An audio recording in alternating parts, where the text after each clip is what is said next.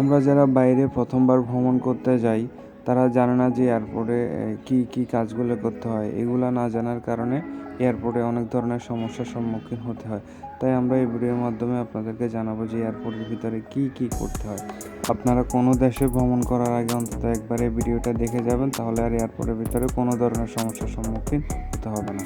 আপনারা এয়ারপোর্টের ভিতরে প্রবেশ করার আগে দেখবেন 1 থেকে 5 পর্যন্ত বা 6 পর্যন্ত গেট থাকে। যে কোনো একটা গেট দিয়ে আপনারা প্রবেশ করবেন। এরপর আপনারা কোনো কিছু না দেখে মনিটরে চেক করবেন যে আপনাদের ফ্লাইট কখন, কয়টার দিকে আপনাদের ফ্লাইট, সম্পূর্ণ কিছু আপনারা এই মনিটরে দেখতে পাবেন।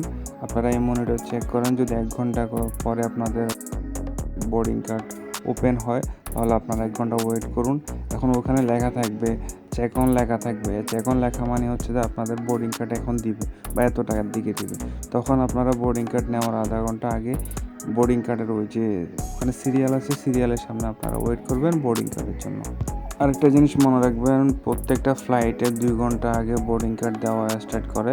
তো 2 ঘন্টা আগে আপনারা এয়ারপোর্টে উপস্থিত থাকবেন। বোর্ডিং কার্ড দেওয়ার সময় আপনাদেরকে বেশি কোশ্চেন করবে না। পাসপোর্টের সাথে আপনাদের টিকিটের নামটা ঠিক আছে কিনা এটা দেখবে, আর ট্রাভেল ইন্স্যুরেন্সটা মাস্ট বি লাগবে। ট্রাভেল ইন্স্যুরেন্স চেক করে বোর্ডিং কার্ডটা নেওয়ার পরে আপনারা সোজা চলে যাবেন ইমিগ্রেশনে। ইমিগ্রেশন অফিসার আপনাদেরকে কিছু কোশ্চেন করবে।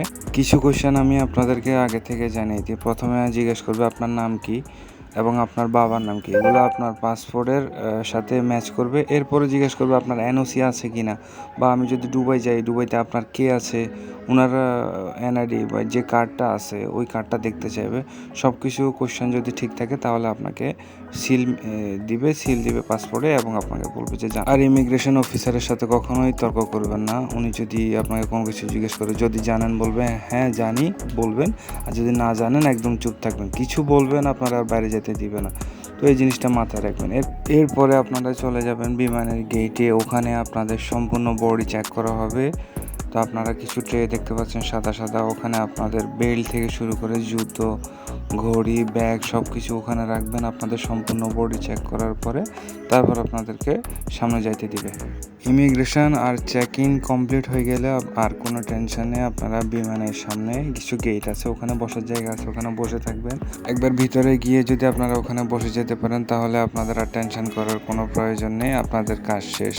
ফ্লাইটের যখন সময় হয়ে যাবে তখন আপনাদেরকে ডাক দিবে যে সবাই আসেন।